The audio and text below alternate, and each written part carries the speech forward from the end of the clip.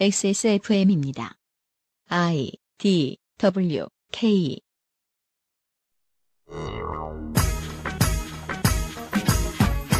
관리 안 된 작업장의 기계, 고객의 욕설 등에 의해 현장 실습생들이 죽음으로 내몰리는 사고가 잇따르고 있습니다. 세월호 참사 이후 안전에 대한 인식이 높아지고 있지만 대책은 제자리 걸음인 분야가 참 많지요. 박래군의 인권 리포트 마지막 시간, 존엄과 안전에 대한 4.16 인권선언이 등장하게 된 배경을 소개해드립니다. 2017년 12월 세 번째 금요일에 그것은 알기 싫답니다.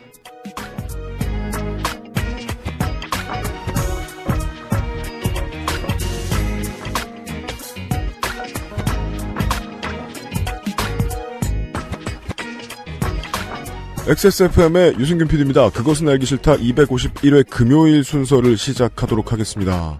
박래군의 인권 리포트 5회를 기준으로 생각하고 만든다고 했는데 5회가 6개월이 걸렸어요. 그래서 오늘이 마지막 시간이 됐고 오늘이 마지막이라고 해도 박래군의 인권 리포트가 아니라고 해도 박래군 소장님은 더 가끔 만나 뵙겠습니다만은 아무튼 인권 리포트는 오늘이 마지막 시간입니다. 잠시 후에 이야기를 시작을 해보죠. 그동안에 박래군 소장의 요 몇 년간의 활동을 좀 정리해서 이야기를 듣는 시간이 될 수도 있을 것 같습니다. 곧 시작하겠습니다. 오늘의 그것은 알기 싫다는 인권재단 사람과 함께 만듭니다. 저 어색한 광고도 오늘이 마지막이네요. XSFM입니다.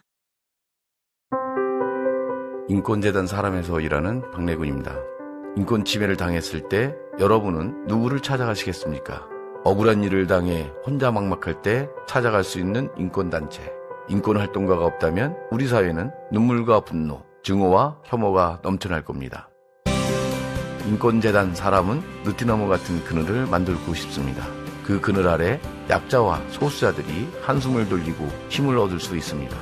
인권재단 사람은 이 일에 함께할 소중한 한 사람 한 사람을 기다립니다.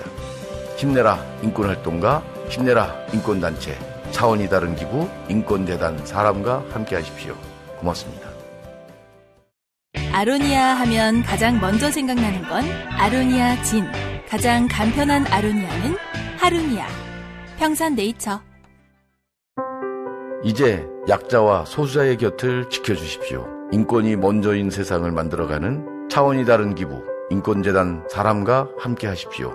후원 문의 02-363-5855.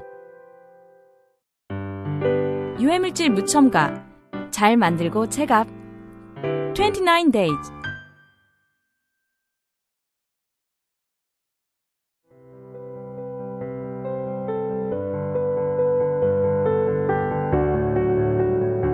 인권재단 사람과 함께하는 박래군의 인권 리포트.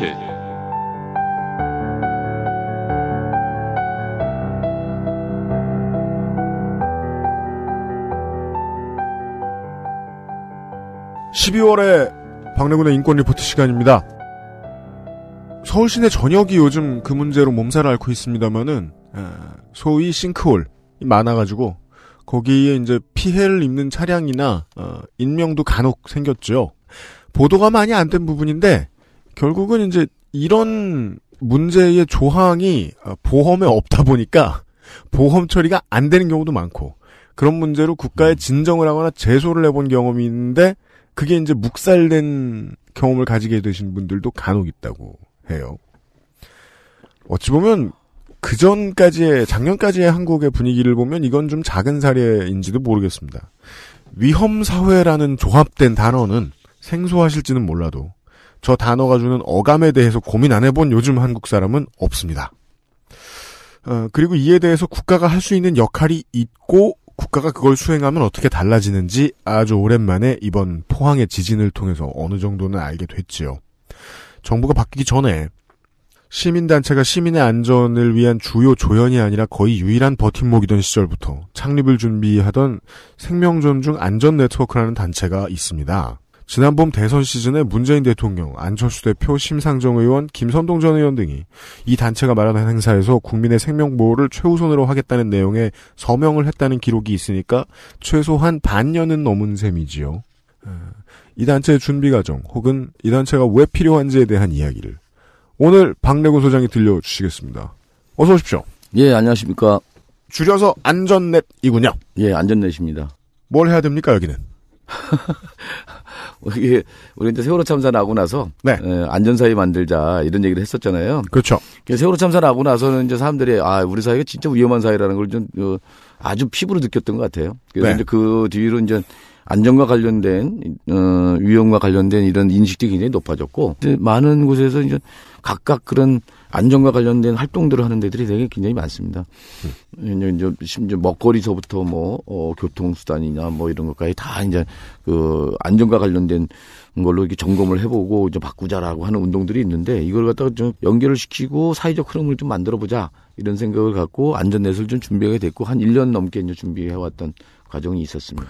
우리 지난 한 달 동안 저희가 국감 방송을 하면서 각 위원회별로 안전 문제에 대한 지적들이 정말 많이 나왔는데 국정감사라든가 정기국회 때 이제 장관들 불러가지고 질타할 때 보면 안전 문제 관련된 얘기들을 의원들이 참 많이 합니다만은 실제로 국가의 예산이 거기에 그렇게 엄청나게 많이 투하될 수는 없는 상황.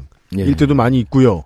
실제로 시민이 느끼는 자기가 사는 인프라에 생기는 문제에 대해서는 시민이 먼저 좀 찔러서 올려주는 과정이 있어야 국가도 돈을 좀 덜 들이고 이 문제를 처리를 할 수 있을 테니까요.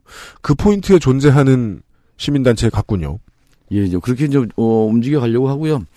세월호 참사가 났는데도 우리 사회에 또 세월호 참사가 다시 그런 같은 사고가 난다면 또 그때처럼 우왕좌왕하지 않고 제대로 거기에 대처를 할 수 있을까라고 보면 아무도 자신할 수 없죠. 이번에 이제 지진 사태 났을 때도 보면은 공무원들이 다 대거 투입해서 한다고 그렇지만 또 현장에서 또 우왕좌왕했거든요. 네. 이런 것들이 우리가 안전에 대한 어떤 그런 기본 매뉴얼들도 없고 거기에 대한 대응이나 대비하기 위한 어떤 것이 여기에 전혀 준비가 안 돼 있다고 하는 것들을 우리가 여러 군데서 확인할 수 있거든요. 모든 사례에서 어떻게 하면 우리 사회를 위험사회에서 안전사회로 가게 만들 거냐라는 것들을 좀 고민하는 단체이고 그리고 이제 시민들이 이제 여기에 같이 이제 참여해서 이런 어떤 안전과 관련된 운동들을 만들어보자라고 생각해서 이제 준비해왔습니다. 신기하고 놀라운 광경이긴 했습니다. 포항 말고 포항은 정말 온 시가 공무원들 해서 다 깜짝 그냥 놀랐던 것 같고 경주에서는 이제 여진이 좀 느껴지자 그 짧은 기간 동안 배웠던 것으로 초중고등학교나 유치원에서 엄청나게 일사불란하게 빠르게 대처하는 모습들이 지금 기록으로 돌아다니고 있거든요. 예. 그 되게 멋있다는 생각이 들면서도 아니 저 정도 잘하기 위해서 저렇게 많이 그 전에 겪어야 될 필요는 없으니까 모두가 저도 그런 생각은 들긴 들었습니다. 우리 지난달에 그 세월호에 대한 이야기를 했었는데 계속해서 세월호 참사 가족들을 만나고 계시니까 돌아오지 못한 친구들에 대한 장례식이 있었습니다. 예, 그렇죠. 5분에 대한 미수습자 가족들 장례식이 이제 18일 날 목포신항에서 연결식을 갖고 안산과 서울 아산병원으로 이렇게 올라와서 장례식을 치렀고 20일 날 장례식을 치렀습니다. 그래서 일반인 희생자 그 권재근 씨하고 그 혁규 부자는 저쪽 인천에 거기 일반인 희생자들 추모관이 있거든요. 그쪽으로 이제 거기 그 권혁규 잘 모르실 텐데 그거 생각하시면 됩니다. 그 구명조끼를 벗어서 자기 1살 어린 동생한테 줬던 그런 저건데 거기 아빠하고 엄마는 전 돌아가셔갖고 금방 그 시신으로 나왔고 거기 아빠하고 이 아들 어린 아들은 이제 끝내 시신조차 이제 못 돌아온 이런 상황이고요. 그리고 이제 단원고등학교에 이제 남현철 박영인 학생하고 거기 양승준 선생님은 또 이제 안산 제1장례식장에서 이제 모시고 3일 동안 3일장을 이렇게 이제 치렀습니다. 근데 이제 장례식이 더 이제 쓸쓸하고 슬펐던 게 이제 관내 유골이라도 넣어야 되는데 못 넣는 거잖아요. 그렇죠. 예, 그래서 그 빈 관을 유품하고 그 가족들의 그 눈물에 젖은 편지로 채워가지고 장례를 치렀습니다. 유품을 넣고. 예. 결국 이제 거의 모든 그 희생자 가족들은 뉴스에서 확인들 많이 하셨겠습니다만은. 문학적인 표현입니다만은 아무튼 팽목항에서 마지막 발길을 돌리시게 된 셈이 됐습니다. 예, 그렇게 되죠. 그래서 이제 그쪽 팽목항 쪽도 그렇고 이전에 이제 그 유가족들이 그 침몰 현장 감시하던 동고차도 이쪽 같은 경우도 이제 정리해야 될 판이고. 네. 근데 이제 지금 목포시장에 이제 아직 선체 수사가 덜 끝났기 때문에 이제 계속적으로 그쪽은 이제 가서 이제 저희가 진행되는 상황들을 좀 계속 봐야 되죠. 봐야 네. 되긴 하지만 이제 뭐 팽목항도 이제 정리하고 그래야 될 상황입니다. 이제는 지난달에 소장께서 말씀해 주셨던 대로 팽목항에서 만들어졌다고도 볼 수 있는 유산이 이제 본격적으로 사회에 자리매김을 하기 시작하는 작업이 시작될 때로군요. 안전넷도 그거와 관련된 어떤 정신적인 연장선상에 있겠죠. 예, 그렇죠. 그래서 저희가 이제 계속 얘기하는 게 그 세월호 참사 이후에 이제 3가지 다짐을 했다고 우리는 약속을 했다고 이제 보는데 첫 번째는 잊지 않겠다. 네, 그렇죠. 계속 이런 참사가 일어나도 그냥 쉽게 너무 잊고 하다 보니까 이게 참사가 반복되는 거, 이걸 좀 반복하지 말자. 이런 거였고, 그러면서 이제 진상규명 책임자 처벌이 그만큼 중요하다라는 거였고, 그리고 이제 두 번째로 우리는 가만히 있지 않겠다. 그때는 이제 선체에서 배에서 계속 가만히 있으라 했잖아요. 네. 가만히 있지 않겠다. 행동하겠다. 불이한 걸 보고 행동하고 뭐 그러자라고 이제 우리는 다짐을 약속을 했었던 것 같고, 그 세 번째로는 4.16 이후는 그 이전과 달라야 한다. 그럼 뭐가 다르냐? 그 이전은 돈 중심으로 움직이는 사회였다고 한다면, 이제는 이제 그 가치를 중심으로 좀 움직이는 사회, 생명을 존중하고 안전을 보장하는 그런 사회로 한번 만들어보자라는 전 그런 약속을 했었던 건데, 세 번째 약속을 지키기 위한 어떤 그런 운동이 안전사회 운동인 것 같아요. 요것도 이제 그 유가족들이 진상규명 책임자 처벌과 함께 이제 안전사회 건설이라고 하는 거를 맨 처음부터 걸고 나왔었거든요. 근데 이제 이게 박근혜 정권 때 만약에 이제 세월호 특조위가 제대로 활동을 했다 한다면, 그렇죠. 예, 그런다면 이제 그런 단계를 넘어서서 이렇게 갈 텐데, 특별조사기구가 이제 강제 해산되고 그러면서 진상규명도 여태까지 진전이 없었고, 뭐 이런 상태에서 다시 또 안전사회 운동도 계속 미룰 수는 없어서 이제 다시 이번에 이제 안전넷을 만들어서 본격화하는 거죠. 들어갈 때 말씀을 드렸습니다만은 국민 안전에 대한 문제, 왜 우리 지난 시간에도 그 9/11 메모리얼 파크에 대해서 말씀드렸지만, 미국은 실제로 시민들의 희생이 허구한 줄을 잇고 있는데요. 예. 그렇다고 하더라도 희생자를 먼저 챙기고, 사건이 발생했을 때 사람을 먼저 챙기는 문화 같은 것들에 대해서는 캠페인을 통해서든 어떻게든 미국이 보여주려고 애를 정말 많이 쓰는데, 근데 그건 그런 문제, 외국의 문제인 줄 알았다가 이번에 국민들이 느끼게 된 거죠. 그렇죠. 와, 학생들 몇 사람이 이제 신체적 물리적 위해의 상황에 놓이게 되었다는 이유로 전국적으로 치러져야 될 것을 밀어주는 정부도 있을 수 있구나. 예. 놀라긴 많이 놀랐습니다. 국민들도. 예. 근데 이제 우리가 세월호 같은 경우가 이제 여러 가지 우리 사회의 그 공식을 깨가고 있거든요. 예를 들어서 이제 유가족들이 보상만 받고 이제 입 다물고 물러나는 이런 유가족이 아닌 새로운 유가족을 본 거잖아요. 진상규명 책임자 처벌 계속 요구하면서 싸움을 하면서 여기까지 끌고 왔거든요. 네. 뿐만 아니라 우리나라 바다에 해역에 배가 몇 척이 깔아앉아 있는지 아세요? 그런 생각은 해본 적이 없네요. 세월호만 깔아앉았던 게 아니라, 수많은 배들이 깔아앉는데 한 2,000척 정도가 뭐 연근에 조업하는 배 같은 경우에는 사람들을 다 구해도 그거 건지는 비용도 안 될 테니까 그냥 뭐 바다에 두고 오고. 바다에다 그냥 해놓고 있는데, 그 중에서는 이제 또 문제가 되는 게 뭐냐면, 거기 이제 이게 이제 시간이 많이 지나고 그러니까 거기 이제 유류통 같은 데서 이제 연료. 기름 같은 새 나올 가능성이 있는 거죠. 그렇죠. 그러면 이제 바다가 또 오염되고 또 뭐 이럴 수 있는 거라서, 이걸 인양을 해야 되는데, 우리는 인양할 그런 게 없잖아요. 인양업체도 없고. 뭐 정확히 알게 됐죠, 이번에. 인양업체 없구나, 그러니까, 한국에. 그냥 개판인 거죠. 근데 이제 어쨌든, 이번 세월호는 그동안에 이제 이렇게 수많은 배가 침몰하고 그랬지만, 그 침몰한 배를 인양해갖고, 거기서 마지막까지 미수습자들을 수습하고 이런 것들은 그런 선례를 만든 거예요. 그게 굉장히 중요한 겁니다. 지금 이제 앞으로 이제 여객선이 이제 또 가라앉히고 그러면 예전처럼 돈만 주고 대충 수색하고서 끝내는 게 아니라 앞으로는 찾는 작업들을 할 거다. 또 인양할 거다라고 이제 봐야 되겠죠. 그렇죠. 이런 중요한 선례를 남긴 그런 과정들인 거죠. 그것이 영향을 끼치고 있다. 지금도. 예, 그럼요. 안전넷이 앞으로 할 일들은 거기에 동의는 꼭 세월호만은 아닐 텐데요. 굉장히 많습니다. 안전과 관련된 규제 완화, 규제 개혁 이런 거 한다는 거를 안전과 관련된 규제는 풀어주고 또 풀지 말아야 될 거는 또 풀고 막 이런 거에서 계속 왔거든요. 가습기 살균제 관련해서 그런 물질들 사용하는 거 이런 부분들을 엄격하게 규제를 하고 못 쓰게 만들고 그랬으면 가습기 살균제 피해자가 나오지 않았을 거잖아요. 그러니까 영국에서는 못 쓰는데 우리나라에서는 그걸 썼다면 써서 제조를 했고 그걸 판매를 했었거든요. 그게 제일 중요한 부분이었죠. 예. 이런 식이 건데 예를 들어서 이제 반올림 피해자들이 그 삼성 반올림 피해자들이 이제 계속 요구하는 게 그 물질이 뭐냐. 그 반도체를 만들 때 그 쓰는 물질이 뭐냐를 그 공개를 하는데 공개를 안 하고 있습니다. 그렇죠. 왜 영업 비밀 내지 산업 비밀 뭐 이런 식으로 해가지고 이런 식으로 가려져 있는 게 너무 많은 거예요. 그래서 안전내시 할 거는 이런 정보부터 알 권리부터 보장해라. 예전에 그 저쪽에 구미에서 이제 불산가스 났을 때 울산 쪽에 울산이 굉장히 그 산업단지들이 굉장히 크거든요. 산업공단이 네. 그 산업단지 안에 독성 물질이 어떻게 어떤 종류가 보관되고 있는지 또 어떻게 관리되고 있는지 그걸 공개를 하는데 그 업체들이 안 내요. 왜냐하면 그렇죠. 법이 없거든요. 뭐 이런 거죠.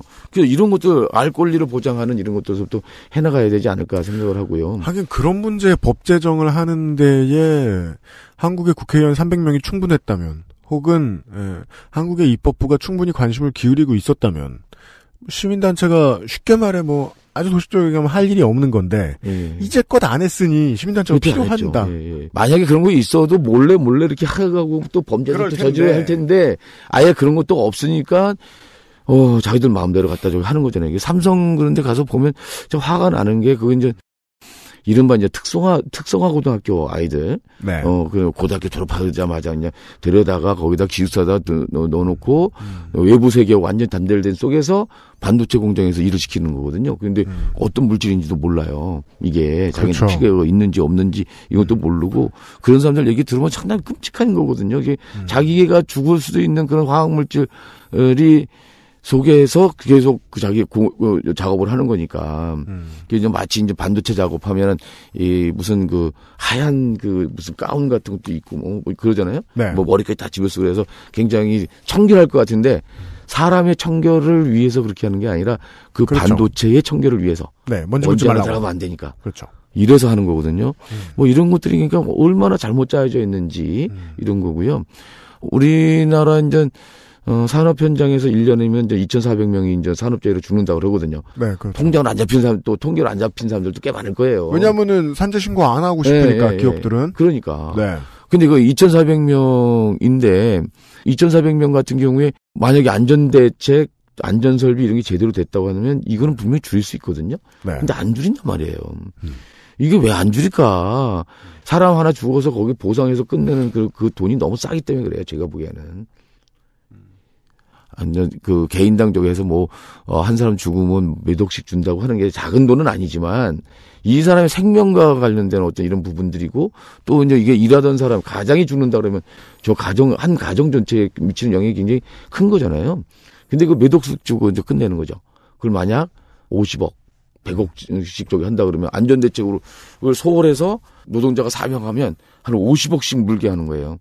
그런 얘기 많이 피해자들을 만나보면서 들어보셨을 거 아니에요. 네, 그런다면 분명히 그게 그렇게 이제 하지는 않을 거다. 실제로는 피해자들에게 이 돈이 얼마냐도 되게 중요한데 피해자들이 받아가는 돈이라고 보여주기 시작하면 소위 경제지. 경제지에서 그때부터 상황을 꼬는 거 아니에요. 사람 팔아 장사한다는 소리 하려고 이제까지 그 세월호의 안티테제를 만들어내기 위해서 여당과 청와대가 그렇게 노력했던 그 테마가 나오는 거 아니에요. 근데 이제 더 중요한 거는 예를 들어 이게 안전을 생각하는 문제라면 그거보단 기업이 혼났다고 느낄 만큼의 돈이 나가야 된다. 그러니까요. 예. 그러지 않으면 반복된다는 거죠. 그래서 예를 들어서 안전센서 이런 것들 제거한단 말이에요. 기계 장치 뭐 이런 데서 안전센서 장치를 제거를 하면 이 속도는 빨라지거든요, 굉장히. 근데 안전은 담보가 안 되는 거죠. 안전과 관련된 프로세스를 제거하는 게 생산 비용 절감에 도움이 꽤 된다. 예. 그런 거 그거 안전 설비 하느니 그 비용을 들이느니 사람 이렇게 막 해서 더 효율성 있게 막 작업을 하고 사람 죽으면 그래. 일 터지면 김현장 고용하는 게 더 싸다. 몇 억 정도 주면 끝나죠. 그렇죠. 김현장 하면 싸다. 활약을 또 많이 할 거 아닙니까? 김현장한테 몇 억 주는 게 아깝지 않은 사람들한테 벌금을 만약에 그들이 줘서 벌금을 내야 된다면 과징금을 내야 한다면 수백억을 때리는 쪽이 맞겠다. 그래서 이제 저희가 그걸 중대재해기업처벌법이라 그러거든요. 살인기업처벌법이라고도 얘기를 하는데 안전대책, 안전소홀 이런 걸로 해갖고 사람이 죽게 되거나 이러면 거기에서 진짜 징벌적 손해배상 같은 걸 하게 만드는 거죠. 근데 지금 같은 경우는 어떠냐면 그 기업이 처벌받거나 기업주가 처벌받거나 기업에 뭐 이렇게 피해가 가거나 이런 경우가 거의 없고 정말 최소한 범위에서 보상하고 끝나는 거거든요. 이렇게 하다 보니까 이게 안전과 관련돼서 아주 사고가 날 수도 있고 실제로 사고가 났음에도 불구하고 이게 개선이 안 되고 똑같이 반복이 된다 이런 거죠. 안전 네트워크에서는 이제 저 창립하는 거죠. 예, 11월 23일 날 합니다. 하면은 이런 문제에 대한 쉽게 말해 로비를 진행하는 겁니까? 로비라고 하면은 국회에 좋은 의미. 국회에 로비 해야죠. 예. 여기서 로비하고 그리고 압박도 하고 막 그래야 되는데 이게 로비로 과연 가능할까? 왜냐면은 피해자들이 정말 지푸라기 짚고 싶을 때 저 시민단체 만나잖아요. 예. 그러면은 우리가 위에다가 무슨 얘기든 해보겠습니다. 예. 아니면은 뭐 바깥에 시내에 들어없는 수가 있어도 어떻게든 보여주겠습니다. 메시지를 전달하겠습니다. 예. 정도의 약속을 하시잖아요. 하죠. 예. 그것도 하고 뭐 행동도 하고 뭐 여러 가지 하죠. 그런데 물론 뭐 국회에도 가서 설득도 하고 뭐 로비도 해야 되고 뭐 해야 되지만 뭐 할 게 진짜 많습니다. 안전과 관련돼서는 우리가 도처에 이제 안전 문제, 위험과 관련된 이런 그러니까 위험 사회에서 사는 거죠.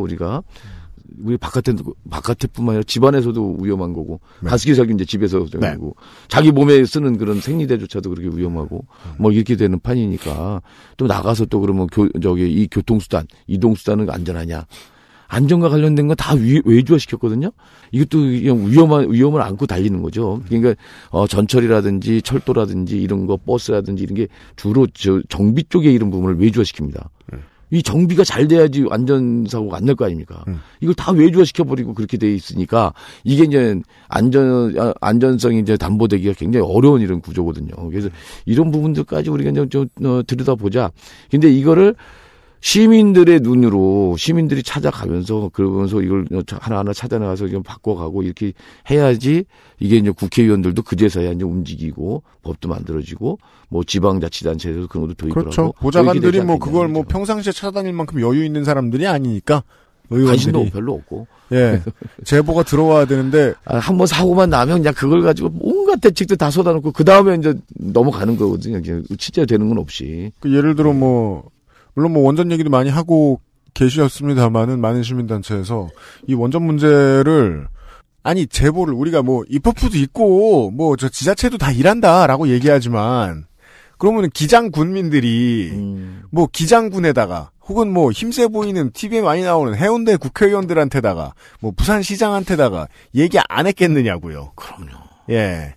그리고 시민단체한테도 그게 들어간다. 근데 보통 뉴스에 나올 때 보면 시민단체가 얘기할 때가 훨씬 크게 나오는 것 같아요. 그러죠. 시민단체들이 좀 전문성이나 이런 것들도 있고, 또 그런 방법들을 또 많이, 알고 그러니까 좀 그렇게 하는긴 한데, 실제 현장의 주민들, 현장에서 사는 사람들의 이제 목소리가 되게 중요할 수도 있죠. 이번에 이제 지진 같은 경우도, 이제 작년엔 경주, 이번엔 포항이고 이제 그러잖아요. 그렇죠. 근데 이제, 예전에는 거기가 그 활성단층 지대가 아니다라고 알았다고 해서 원전을 지었다면 이제는 활성단층이라는 게 확인됐잖아요. 작년에 경주, 이번엔 포항. 근데 거기에 그렇게 많은 핵발전소가 몰려 있다고 하는 거. 세계에서 가장 밀집도가 높은데 거기다 또 신고리 또 오리고기를 또 짓는다고 또 그런단 말이에요. 이런 게 좀 어떻게 해야 되는지 정말 모르겠습니다. 이게 지금 이건 정말 원전은 신규 원전은 건설 중단해야 되고 지금 있는 것도 점점점 폐쇄시켜 가고 이렇게 가야 되지 않을까. 이게 한번 터지고 그러면 이게 수백만 명이 거기 영향권 내에 있는 건데 예? 그런 위험을 안고 산다고 하는 게 더군다나 그게 상당히 문제가 심각한 거죠. 우리가 후쿠시마 사고를 얘기하는데 후쿠시마 사고에서 원자로가 이제 녹아버리는 이런 상황이 왔었잖아요. 그게 이제 냉각수가 제대로 공급이 안 돼서 그렇거든요. 왜냐하면 원자력 발전소가 저쪽에 바다 근처로 쭉 밀집되어 있는 거는 냉각수를 엄청 많이 써야 되기 때문에 그래요. 근데 이거를 그냥 놔두면 그게 냉각을 하지 않으면 이게 6,000도 이상까지 올라간다 그러죠. 이게. 웬만한 물질은 다 거기서 다 녹아버릴 수밖에 없는 거죠. 계속적으로 냉각수를 해줘야 되는데 후쿠시마 이게 지진이 막 나니까 외부에서 들어오는 송전탑이 이제 무너진 거예요. 그러니까 송전이 안 되는 거죠. 전기가 외부에서 그렇죠. 전기 공급이 안 되니까 냉각수 저거 하는 그 장치가 중단될 거 아닙니까? 요 상태를 또 대비해서 내부에서 전기를 공급하는 장치가 있었는데 그것도 이제 고장 나버린 상황이 됐어요. 지진 나고 막 이렇게 되면서 그러면서 여기 냉각을 못 하니까 그게 원자로가 터져서 공기 중에 방사능이 방출되는 이런 상황까지 좀 온 거잖아요. 일본의 원전이나 이런 것들이 굉장히 안전성이 높다고 이제 그랬었던 건데도 그랬었단 말이죠. 근데 한국의 원전은 과연 그럴 거냐. 이제 전문가들이 이제 다 거짓말들 하고 이제 그런 것 같은데 특히 이제 원전 마피아라고 얘기하잖아요. 예. 이런 사람들이 또 원전 마피아의 또 그런 저거들을 입장을 대별하는 또 언론들도 많잖아요. 네, 그 마피아가 괜히 마피아겠냐는 거예요. 여기저기 비호가 잘 되도록 시스템을 잘 갖춰놨으니까 지금의 여당 정부도 이걸 한꺼번에 막지 못하고 시민 의견 수렴하는 것 같은 그림으로 해서 이제 책임 좀 덜 지는 그림으로 이걸 결국은 못 막아낸 거잖아요. 사실상. 그렇죠. 네. 아니 그래서 조선일보나 이런 데서는 지금 포항 지진 같은 게 250배 위력이 있는 그 지진이 와도 우리나라 원전은 내진 설계가 잘 됐기 때문에 끄떡없다. 라고 하는 거 계속 기사를 내보내요, 요즘이에요. 네. 이게 그렇게 자신할 수 있는 거냐. 정말 우리나라 원전이 그렇게 됐을까? 그렇지 않을 거거든요. 이게 설계를 그렇게 했다 하더라도 시공할 때 진짜 그렇게 됐을까? 지금도 계속 지진이 안 날 때도 그 원전에 계속 사고가 계속 있었던 거잖아요. 원전의 가동이 중단되거나 무슨 사고도 계속 있었단 말이죠. 그랬던 걸로 보면 이 원전에 대해서 이 안전에 대해서는 자신하는 건 지금 오만이거든요. 이게. 해야 되는 의심이네요. 설계할 땐 그렇게 했는데 시공할 때 그렇게 했을까? 예. 되게 재밌네요. 생각해 보니까 원래 불안감을 조성하는 게 보수 언론의 핵심 특기인데. 예. 상당히 불안해할 만한 상황에서는 안심하라고 난리를 치고 있네요. 예. 그래서 이제 광고 때문에 그런지 왜 이렇게 나서서 그런지 모르겠는데 정말 자신할 수 있는 이런 상황들 아닌 것 같고요. 그리고 이제 이게 이제 자체적으로 이제 원전에 대한 안전 검사 이런 부분들이 다 한수원 이런 데서 하게 돼 있거든요. 네, 최종적으로. 그렇죠. 근데 그거는 자기가 원전을 짓고 원전을 자기가 점검하고 자기가 체크하고 하게 만든다는 거거든요. 네. 이게 말이 되냐. 셀프 점검이라고 하는 게 말이 안 되는 거고. 그러다 보면 다 좋은 방향으로만 나오겠죠. 건설감리도 그렇게는 안 하는데. 그러니까요. 그런 문제에 대해서도 시민사회가 목소리를 내는 게 의미가 있겠다. 원전 한번 터지면 어떻게 되겠어요? 2010년대 초반에요. 예.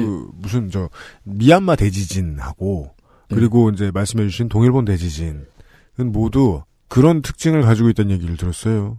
일어나지 않을 것 같았던 곳에서 일어났다는 것과, 일어난다고 하더라도 절대 그 정도 강도는 아닐 것 같았던 수준으로 일어났다. 그렇죠. 포항의 지진도 마찬가지였던 것 같고, 경주의 지진도 마찬가지였던 것 같다. 저는 세졌다. 그게 이제 경고인 것 같아요. 경고. 그러니까 누가 말하는 대로 하늘의 경고는 아니고. 하늘의 경고는 아니고. 네. 나 이번에 진짜, 나 그런 거 보고 와서 기겁을 하는데. 어떻게 그런 발상이 가능할까. 저런 토테미즘 위주로 사는 사람들이 정치를 하고 있었구나. 그런 거. 그래서 지금 이번에 많이 나오는 얘기가 액상화 현상. 액상화 현상. 그 시민단체도 이제 원자력이나 지질에 대한 전문가들이 많이 참여하고 계십니까? 전문적으로 하는 사람들이 있어요.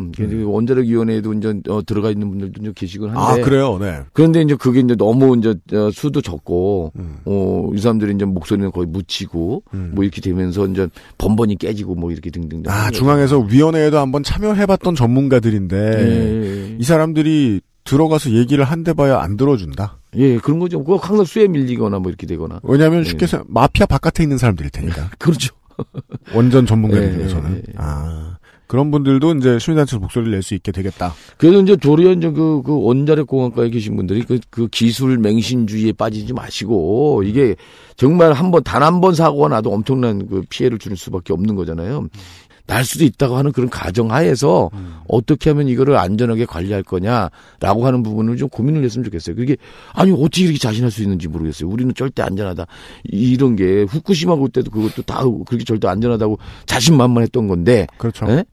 그 우리나라라고 이미 지진이 5점대 지진이 났는데 어느 날 7점대 지진 나지 말라는 법이 없거든요. 이게.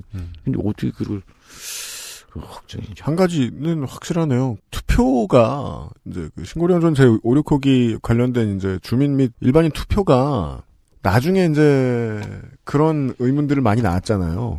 누굴 대상으로 조사한 거야? 누구에게 투표권이 있었던 거야? 생각해보면 이번 지진이 한두 달 전에 생겼으면 결과가 다를 수도 있었을 거고. 다를 수도 있었죠. 예.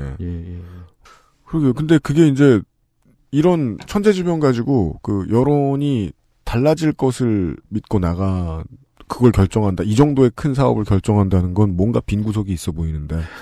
예. 근데 어쨌든 우리 이제 국민들도 이제 정확한 정보들을 좀 모르니까 이게 원전에 대해서 이런 부분들이 그러니까 그런 부분들을 호도하는 게 그 전문가들이거든요. 무슨 원자력 공학과 무슨 교수님들이라든지 이런 분들이 나오셔가지고 막 이거 그냥 저 사람이 평생 그걸 위해서 살아왔던 사람이 얘기를 하는데 그럴싸할 것 같지 않습니까? 그런데 그 사실은 안 그런데 거기 저도 전문가는 아니니까 잘 모르지만 듣기만 하더라도 이게 설계한 거와 이거 시공할 때 그 과정과 시공도 이게 온갖 기술이 다 접합해야 되는 건데 그게 다 정확하게 맞아떨어지냐 그러지 않거든요, 이게. 안전에서 활동 안에 들어있는 이야기인 것 같습니다. 그렇습니다. 예. 저 뉴스 읽을 때 그 생각 많이 하거든요. 한수원에서 용역 많이 받았던 경력의 교수가 얘기하는 것을 이제 보고 있으면 사실 믿고 싶지도 않고 피곤하고 저는. 야, 저것도 크게 보여주고 있네. 그리고 거기에 반대하는 사람들도 있는데 그분들의 위치가 너무 지리멸렬한 거예요. 그러니까 그냥 블로거가 하는 얘기다. 그 블로거가 하는 얘기인데 이건 다 맞을까? 그런 식으로 돼버리니까 그쪽에 저쪽으로 신뢰하게 만들기 위해 쏠리게 만들고 이렇게 되는 거죠. 시민단체라고 무슨 교황의 권위를 가졌겠습니까마는 시민단체와 함께 하는 원전 전문가가 있어서 그 사람도 목소리를 낼 수 있다면. 근데 이게 이제 그 원전 전문가나 이런 저기들이 교수나 이런 분들 같은 경우에 이쪽에 잘 참여 안 하시죠. 그렇죠. 그게 문제입니다. 일이 뜻대로 안 돼요, 그렇게 세상이. 그분들은, 어디 책 잡히고는 장사 못 하니까. 이거 자기 돈 나올 때. 자기 밥줄 끊기니까. 또 이러니까 그쪽에 이제 요구하는 대로 그게 가는 것 같기도 하고 그래요. 그래서 참. 누군가가 전문가의 입에 거짓말을 집어넣어 주었을 때를 견제할 상황. 같은 것들은, 시민단체도 고민하고 있다. 알겠습니다. 안전에 관한 지극히 다양한 상점들에 대한 이야기를 좀 하고 있었습니다. 광고를 듣고 돌아오겠습니다. 그것은 알기 싫다는 용산의 숨은 보석 컴스테이션. 한국에서 처음 만나는 반값 생리대 29데이즈에서 도와주고 있습니다. XSFM입니다.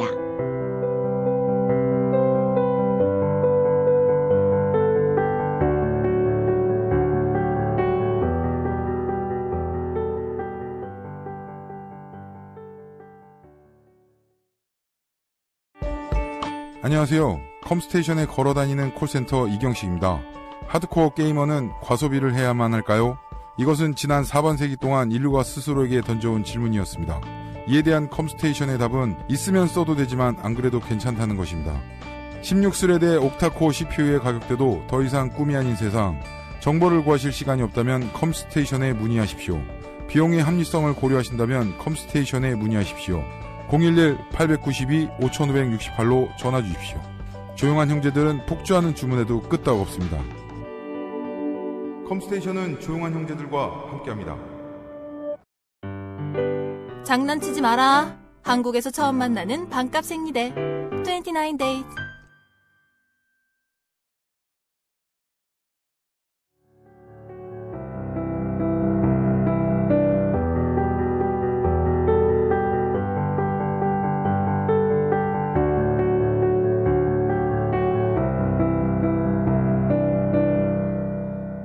그죠?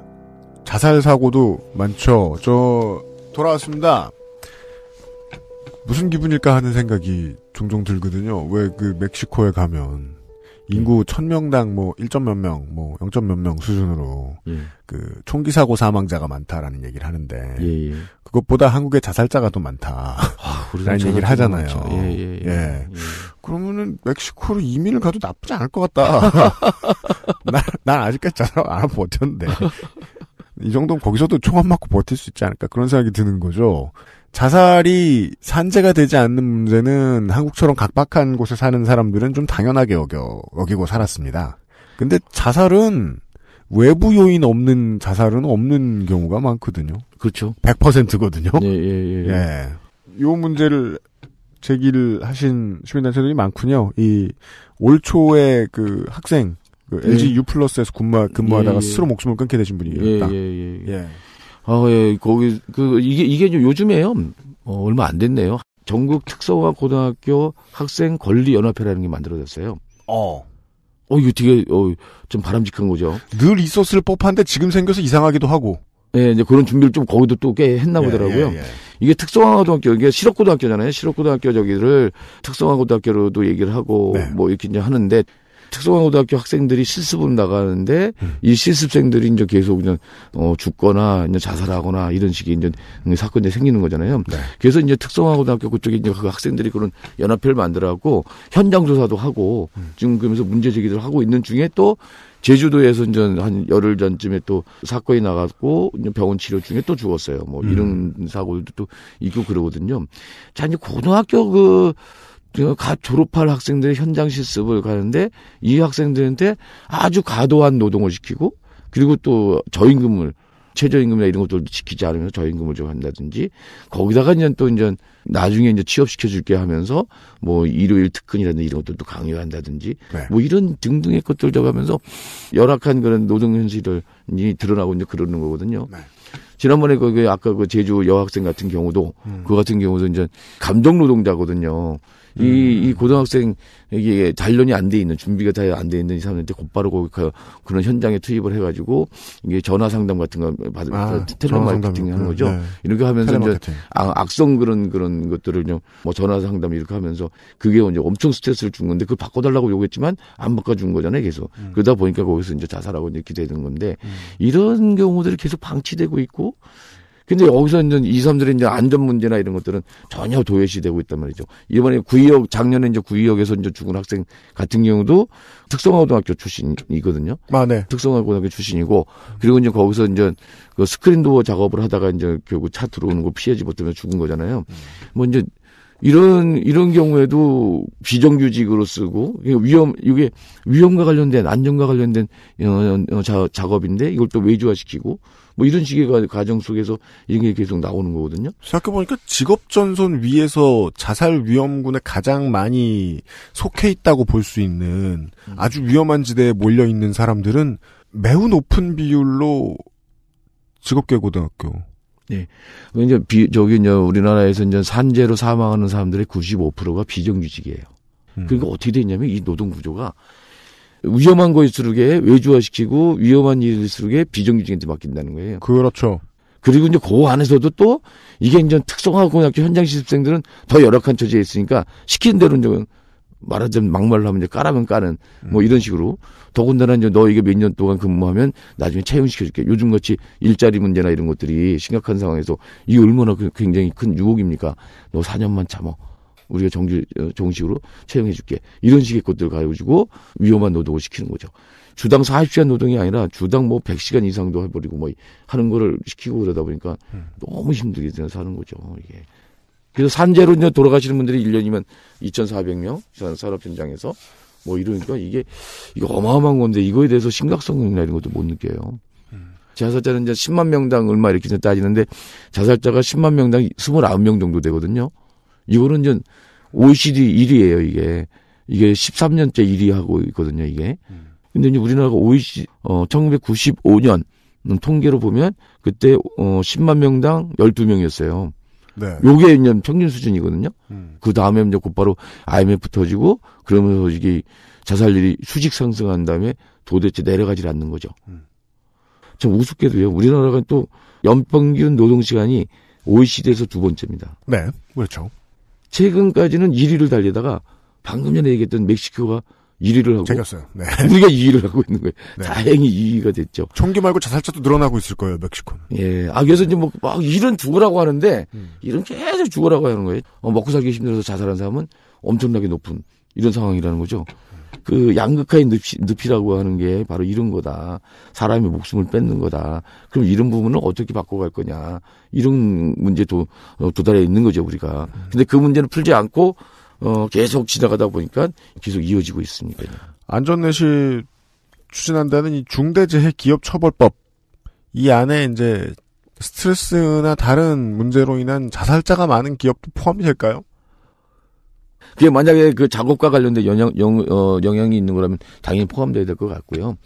요게 이제 어떻게 시작됐냐면 그 영국에서 80년대에 우리식으로 얘기하면 페리오 같은 건데요. 페리오 요게 이제 배가 가다가 또 침몰했어요.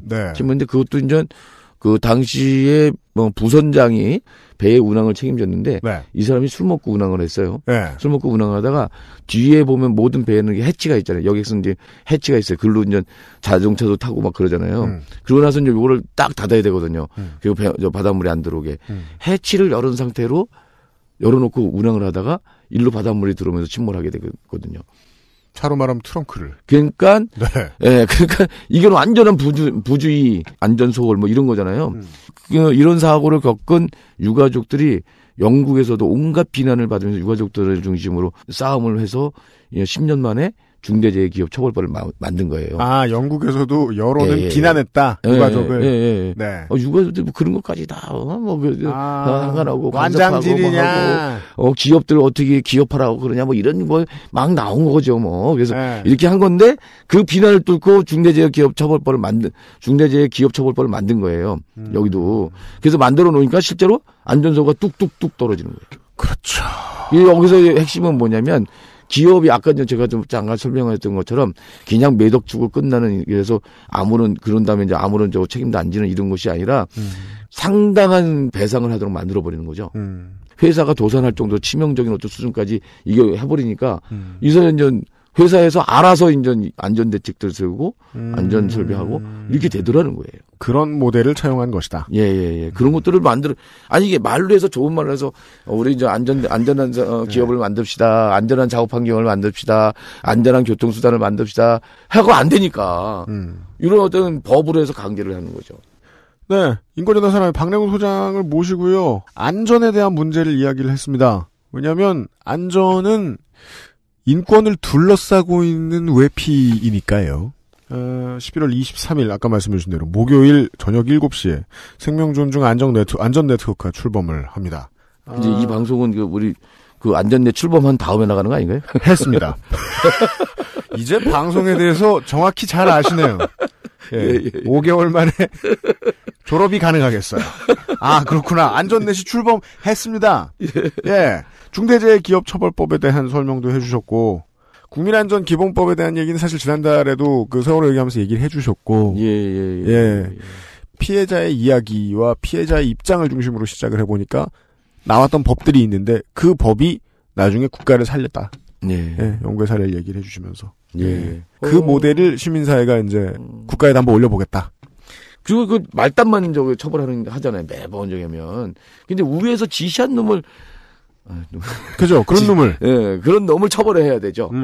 그래서 그런 잘못된 지시를 못하도록 만들어야 되는데, 자, 우리가 효율성을 위해서, 우리 이윤을 위해서, 보다 생산성을 높이기 위해서, 우리 안전은 좀 도외시하고, 이런 설비, 이런 장치는 좀 빼고 가자. 이렇게 하는 지시를 내리는 놈이 나쁜 놈이잖아요. 이런 사람들을 처벌해야 되는데, 그런 사람들은 처벌을 한 번 안 받았으니까, 이 사람들 강력하게 처벌하도록 하고, 안전과 관련된 규제는 도리어 강화시켜야 되는 거죠.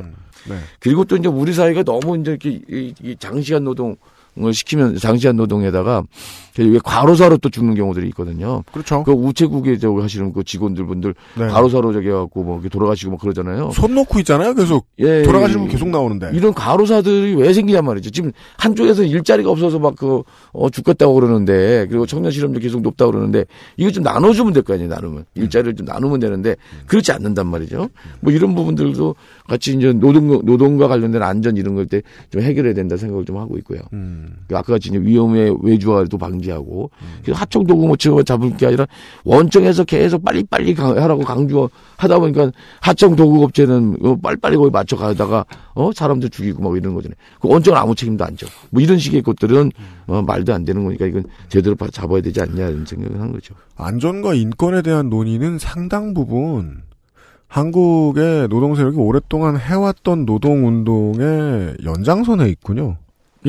그리고 상당 부분 노동과 관련 중첩되어 있는 부분도 있는데요. 아까 이제 우리가 이제 저랬던 그 화학 물질 같은 거 이런 거는 전혀 규제가 안 되고요. 새로운 부분이죠.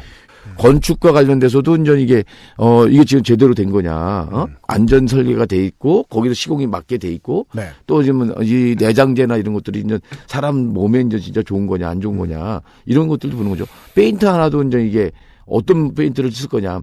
교실 같은 경우에 페인트 같은 거 칠할 때 예전엔 그랬던 거죠. 이게 제일 싸구려. 학교에서 쓰는 거는 뭐. 예, 공공기관 쪽에 그런 저거들은 이 단가는 굉장히 높으면서도 실제 재료들이 엄청 싼 거. 싼 거라든지 부지시공은 이랬었잖아요. 그래서 만약 페인트 같은 경우가 교실 같은 데 페인트가 그런 아주 이제 그런 독성 물질로 범벅이 된 그런 페인트 칠한 거라면 네. 거기서 사는 아이들이 아토피 안 걸리는 게 이상한 걸 수 있는 거죠. 뭐 이런 걸 들여다보면 볼고 보면 정말 많은 거예요. 우리 이제 세멘트 목사라고 하는 분이 계시거든요. 최병수 목사라고 하는 분이 계신데 예. 이분은 세멘트를 연구하시는 분이에요. 왜요? 근데 우리나라 시멘트가 이장하시다가 종교 배우셨나? 아니 그거 자세히 잘 모르겠는데 이분 이제 강연을 한번 들었는데 우리나라에는 거기에 세멘트에 들어가서는 안 되는 그런 물질에 대한 규제가 없다는 겁니다. 우리나라의 세멘트보다 더 안전한 게 중국 세멘트래요. 거기는 규제가 돼 있는데 우리나라는 없다는 겁니다. 그래서 어떻게 되냐면 산업 폐기물을 외국에서 우리나라에 산업 폐기물을 수출합니다. 그럼 산업 폐기물을 수출하면 그거를 범벅 다 갈아가지고 범벅을 해서 세멘트에 섞어 넣는 거예요. 그러다 보니까 규제가 없기 때문에. 그러다 보니까 우리나라 세멘트에 독성 물질이 많이 나오는 거고. 그러니까 부자들은 우리나라 세멘트를 안 짓는데요. 면역 과민 반응이라고 그러죠. 그런 문제에 있어서는 그냥 세상이 험해서 정도의 아주 포괄적인 신세 한탄만 했지, 우리 집에 무슨 원인이 있을 거라는 생각은 안 해봤네요. 예. 그러니까 이런 것까지 저 모르잖아요, 우리가. 네. 그래서 이런 얘기 들으면 진짜 충격이에요. 그리고 또 이제 우리가 메르스도 한번 겪었는데, 네. 메르스를 겪었으니까 거기에 대해서 안전대책이 만들어져서 다음에 또 다시 그런 상황이 오면 잘 될 거라고 누가 보증하느냐는 거죠. 사람들이 다 잊어먹었어요. 다 잊어먹고 여론에서도 관심 안 가지면 진행이 되는 게 별로 약속했던 것도 다 진행이 안 되잖아요. 그 점검해봐야 된다는 거예요. 물론 뭐 전남에 저 AI 바이러스 고병원성으로 밝혀지면서 우리들은 잘 모르는 이유가 이제 뭐 그 방역 당국이 좀 빨리 예전보다 움직였기 때문이기도 합니다만 그렇다고 하더라도 이 정권이 영원한 것도 아니고. 안전을 이야기할 수 있는 시민단체라는 안전장치가 하나 더 있다면, 그 의미는 크겠다. 게다가 그 분야는 노동안전, 노동인권 문제에만 한정 지어지는 것도 아니고 상당히 다양하다. 우리 삶과 연결된 모든 영역에서 우리가 안전이라는 키워드를 한번 들여다보고 싶다. 들여다보고 그에 위험한 요소들이 있으면 그거를 문제를 점검해서 그 문제를 폭로를 하고 그리고 이제 이걸 없애기 위한 뭐 규제도 만들고 법도 만들고 제도도 만들고 또 관행도 없애고 이런 작업들을 해나가야겠다 생각을 하니까 이게 생명 존중 안전 이런 거에 어떤 가치가 중시되는 사회로 바꿔간다는 게 결코 쉽지 않겠다는 생각이 일이 커요. 그래서 근데 이걸 그냥 놓치고 포기하고 갈 수는 없는 거 아니냐 이런 생각이 드는 거죠. 네, 그러네요. 그래서 시민들이 같이 해야 됩니다. 네. 어떻게 같이 해야 되느냐. 어떻게 해요? 안전내세도 가입해 주시고요. 회원회도 가입해 주시고 또 참여도 해 주시고. 그래서 자신들이 실제로 생활 현장에서 느끼는 이런 것들 제보도 해 주시고 또 같이 시민들하고 팀 만들어서 활동도 해 보시겠다면 우리 전문가들도 붙여서 이렇게 좀 활동을 할 수 있도록 도와드리고 그럴 테니까 지금 연락도 좀 해 주시고 이러면 좋을 것 같습니다. 알겠습니다. 계속 들어봐도요. 국회는 혹은 뭐 행정부는 자기 분야 일만 해야 되잖아요. 지금 안전넷이 일하는 거 들어보니까 테마가 안전이면 안전 관련된 하나만 할 것 같은데 세상 모든 부분에는 안전과 인권이 존재를 하다 보니까 들여다볼 것 투성이이네요. 시민단체는 이렇게 무겁고 범위가 넓은 일을 하고 있습니다. 안전과 인권에 대한 이야기를 나눴고 그리고 앞으로 국가도 열심히 하겠지만 부족할 때 혹은 다른 어디에도 뭐 구원의 손길이 없을 때 여러분들이 참고해 두시면 좋을 만한 이름에 대해서 소개를 해드렸습니다. 안전은 아니라 주변에 어떤 시민단체가 있는지를 늘 확인해 보십시오. 인권재단 사람과 함께하는 박래군의 인권 리포트 시간이었습니다. 물론 뭐 우리 약속한 대로 하면은 오늘 마지막이긴 한데 그렇네요. 맞아요. 마지막이라고 인사를 했어야 되는데. 맞아요. 5개월이나 됐어요. 그렇네요. 근데 그렇다고 해도 시민단체하고 업무 협약 써 있는 대로만 일하고 말 것도 아니고. 예. 앞으로, 협약이 이렇게 썼나요? 그럼요. 예. 저희들은 페이퍼 없이 일하는 사람들이 아닙니다. 예. 앞으로도 현장을 다니시면요. 예. 저희 방송은 보통 이런 식으로 얘기하죠. 많은 사람들이 현장에 있습니다만, 현장에 있는 모든 사람들을 저희가 믿는 것은 아닙니다. 예, 그렇군요. 네. 저희들은 현장에도 여러 사람이 부류의 사람들이 있으니까. 예. 네. 박래군 소장을 일단 믿기로 하고 박래군 소장이 믿을 수 없는 사람이 되기 전까지. 예. 신뢰란 그래야 이게 시민사회도 그렇게 존재하는 것 같아요. 예. 서로가 불신하자는 게 아니라 믿기 위해서라도 서로를 바라보고 있자. 그 일을 평생 해주시고 계신 박래군 소장을 우리는 분명히 또 만나게 될 겁니다. 매달은 아니더라도. 예. 그동안 고생해주셔서 감사드리고요. 곧 또 만나 뵙겠습니다. 예, 고맙습니다. 그동안 들어주신 청취해주신 분들에게 감사드리고요. 인권재단 사람의 소장님으로서 인사를 좀 해주세요. 예, 고맙습니다. 이런 기회를 주셔서. 예, 인권재단 사람이 이제 우리나라의 이제 인권운동, 참 그 인권운동 한다는 게 참 쉽지 않습니다. 저는 이렇게 해보니까 인권운동이 참 좋은 활동인데 이게 이제 경제적인 조건이나 이런 부분들만 좀 더 받침이 된다면 좀 더 좋은 조건에서 우리 후배 활동가들이 잘할 수 있지 않을까. 그리고 이제 이 인권 활동가들이 살아서 이게 잘 활발하게 활동해야지 우리 사회의 인권 문제도 이렇게 많이 풀려가는 거잖아요. 살아서 활동해야 한다니 죽을 지경이란 소리입니다. 맞습니다. 예, 요즘에 아주 오래 주변에서 활동가들이 그 병도 많이 걸리고 죽기까지 하고 그러니까 너무 힘들어요. 올해 이게. 동료들을 많이 보내셨죠? 예. 많이 보내진 않았는데 올해 많이 동료들이 많이 앓고 있어요. 그래서 앓고 있어요. 그래서 걱정이 아주 타는 것 같은데 좀 인권 운동하는 거에 좀 관심 갖고 지지해주시고 참여해주시고 그러면 좀 고맙겠습니다. 네. 다 건강할 날까지 같이 머리를 굴려봐야 되겠습니다. 시민 여러분들의 도움을 다시 한번 촉구를 드리면서 박래군 소장과 잠시만 안녕하겠습니다. 소장님 그동안 수고 많으셨습니다. 예, 고맙습니다. 수고하셨습니다. 소장님 정말로 신발 사이즈가 뭐세요? 왜? 지난번에 신발 얘기를 아니 75? 70? 발이 작아요. 그것은 알기 싫다는 더 편해진 마지막 선택 평산네이처 하루니아 C3G에서 도와주고 있습니다. XSFM입니다.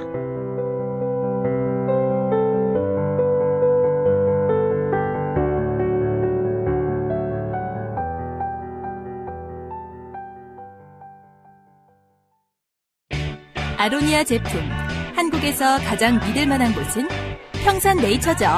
하루의 건강한 습관, 하루니아. 이제 카비레이크도 라이젠도 컴스테이션에 문의하십시오. 유해물질 무첨가, 잘 만들고 체갑. 29 days.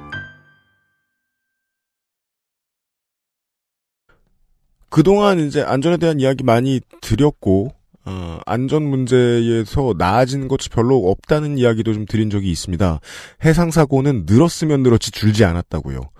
해상사고가 늘었다는 건 실제로 의미가 있는 것이 전복과 같은 해상사고들은 보고가 안 될 리 없기 때문에 그동안에 없던 것을 발굴해낸 강력범죄 같은 것과는 이야기가 다릅니다. 완전히 덮여지는 해상사고란 없거든요. 실제로 늘어나는 것입니다. 그 얘기는 여러 번 드렸으니까요. 노동 문제에 좀 더 눈이 가게 되는데요. 이렇게 이 젊은 비정규직 노동자들 혹은 이제 고등학교를 아직 졸업하지 않은 학생들이 이런 일을 당하는 문제 수준에서 끝나는 것이 아닙니다. 지금도 계속 그 제보를 받고 있고 제보를 받다 말고 이제 방송을 꼭 내보냈으면 좋겠다 싶은 문제들은 저희들이 취재를 하기도 합니다만은 그리고 앞으로도 좀 제보 좀 보내주셨으면 좋겠고 하는데 실제로 회사에서 5년 10년 이 정도 구력을 갖고 회사 돌아가는 것도 잘 알고 이런 직원분들도 회사가 갑자기 고의로 어떤 당연히 나와야 될 규정에 있는 돈 쉽게 말해 떼어먹고 이러면은 그냥 당하기도 하고 하는 문제들. 노동권과 인권을 연결지어서 생각을 하기가 쉽지가 않은 모양이에요. 한국은 아직까지도. 다시 말하면은 인권에 대해서 이야기를 하면은 배부른 소리 하고 있는 놈 취급을 받기도 좋다는 거죠. 근데 실제로 내 통장이나 나의 경제 사정을 보니까 나는 그렇게 배가 부르게 사는 것 같지는 않은데 하시는 분들을 위해서 우리가 어제 방송드렸던 사회적 대화의 문제 혹은 조합의 조직이 국가에 어떠한 영향력을 끼치는가 실제로는 거의 나라를 잡아먹은 북유럽의 경우도 있다라는 말씀도 드렸잖아요. 인권 혹은 노동권을 챙기고자 하는 생각을 하면 한국도 할 수 있습니다. 그런 문제에 대한 방송이 아마 12월 마지막 주에 방송이 되지 않을까 싶습니다. 수줍게 살짝 예고를 드리고 오늘 저는 물러가도록 하겠습니다. 유승균 PD였습니다. 내일 식사하시고 다운을 받아두신 뒤에도 뭘 더 드신 다음에 방송을 틀어주십시오. 대한민국 치킨전 3번째 시간으로 다시 인사를 드리겠습니다. 내일 뵙죠. 안녕히 계십시오. XSFM입니다. I, D, W, K